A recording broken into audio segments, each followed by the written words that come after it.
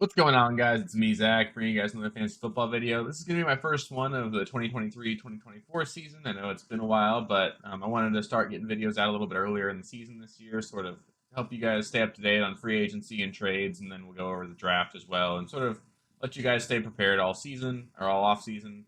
I'm going to start by just going over all of the free agent moves that each team made. I think I'll make a video for each division just to sort of split it up. I don't want to make a single hour-long video, so just have a couple quick hitters. That way you guys can pick and choose which teams you want to look at as well. Make it a little bit easier that way. But yeah, I'm going to start with the NFC West here. There's been a lot of movement throughout the league. I think there's going to be a lot of exciting things. And then obviously I'll have to make an update video to this after the drafts just so that we can make sure we take into account all these impressive rookies that teams are going to add on as well. But yeah, I'm really excited for this season. I think it's going to be bigger and better than ever for this channel. I think we're going to make sure that we put out a lot more content during the off season and try to be more engaged throughout as well. So with that, let's get into the first team.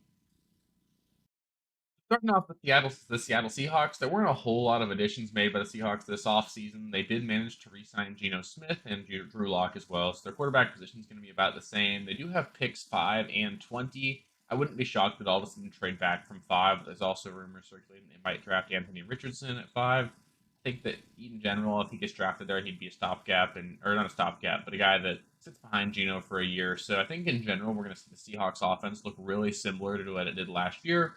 But they did lose Rashad Penny and Travis Homer, so that really opens up the door for Kenneth Walker this season. I think he's going to be a smash top 10 running back, maybe a fringe top 5 guy. And I mean, the sky's the limit for him. He's really clearly elite talent. We saw him catch the ball a lot last year as well. And obviously, the Seahawks team is going to be one that wants to run the ball. And in general, I think the Seahawks defense got a little bit better this offseason as well. So they might be more competitive in games. So I think there's a lot of optimism and reason for optimism behind Kenneth Walker, and the rest of this offense should be about the same.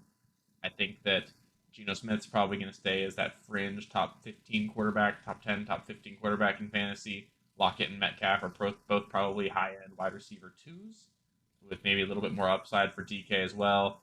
And that's about all that you're looking for in this offense. But yeah, I'll make an update for this one as well. This is a team that certainly could make some splashy moves during the NFL draft.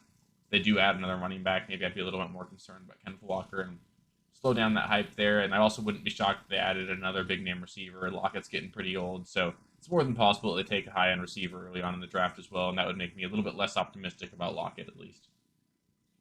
Moving on to the San Francisco 49ers, this one's going to be pretty easy. Their team's going to look pretty much the same as did last year. They did lose Jimmy Garoppolo to the Las Vegas Raiders, and then they signed Sam Darnold to sort of take his place. There's a lot of uncertainty surrounding their quarterback position headed into this offseason.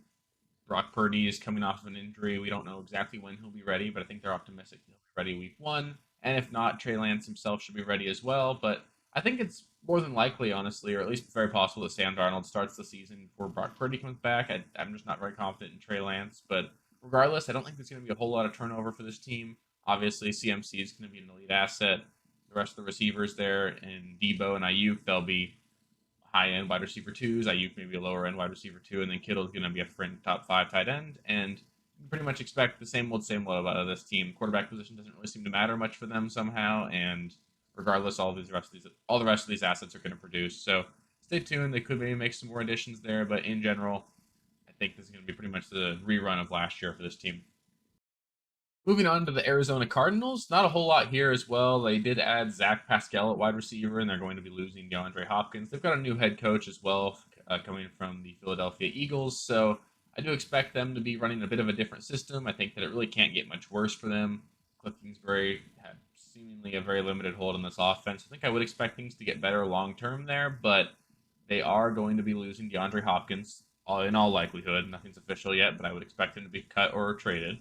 And Kyler Murray is going to miss the start of the season due to injury. So, in general, I'd expect this to be a pretty bad year for this team. I still think that James Conner, barring any subsequent moves made by this team, is likely to be a low end or top 15, top 20 running back again this season. He's still clearly talented, and they just seem to love him there. So I expect him to get a lot of the work. And then I think that Marquise Brown is actually going to be in line for a pretty good year with or without Kyler at the helm. Without DeAndre Hopkins there, Marquise is going to be their number 1 option. And pending what they do with pick number 3, I would expect them to try and trade back there. Maybe blow it up on a bunch of other picks, but I don't think they really need another receiver even without Hopkins. They've got Rondale and plenty of other decent weapons there. I'd keep an eye on Trey McBride as well. He was a promising rookie that started at the end of last year, and I think he could be good, but not a whole lot of change from this offseason for them. They're going to be a pretty bad team again. They'll probably be losing in a lot of games. Like there'll be a lot of opportunities for garbage time, but nothing drastic is changing about this team from last year to this year. And last but not least, in the NFC West here, we've got the Los Angeles Rams. I'm counting Matthew Stafford and Cooper Kupp as additions for them, just given how much time they missed for this team last year. So I think there is certainly a reason for optimism surrounding this team. They've got a really, real good shot at being a really top tier offense again in the especially in this NFC conference. I wouldn't be surprised at all if they're a really good team again, just given how few really truly elite teams it seems like there are in the NFC. And Cup and Stafford are obviously going to be great. I still think Cup is going to be a top 5 receiver if he stays healthy next season. And Matthew Stafford, he'll be that another fringe top 10 guy, a lot like Kirk Cousins. And they did lose Baker Mayfield in the offseason. That's not shocking. They're betting on Matthew Stafford being healthy. And I also would expect them to lose Allen Robinson. He's been given permission to seek a trade. They clearly aren't very happy with their investment in him. So I wouldn't be shocked at all to see Allen Robinson leave. They also lost Brandon Powell to the Minnesota Vikings. So they lost a little bit of wide receiver depth here, but I don't think they'll have any problem making up for it with Cooper Kupp and the other weapons there.